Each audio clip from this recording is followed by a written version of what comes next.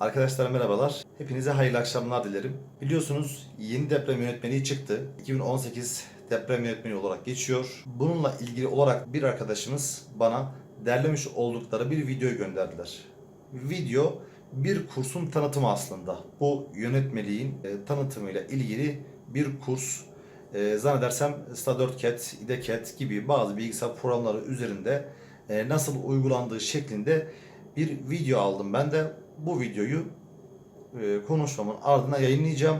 Sizlerden benim ricam bahsi geçen bu kursu satın alıp bundan ne kadar fayda sağladınız? Bundan ne kadar fayda sağlayabilirsiniz? Bu videonun altına bunları yazarsanız inşallah diğer insanlara da iyi yönde referans olabilirsiniz. Umut ediyorum güzel bir çalışma olmuştur.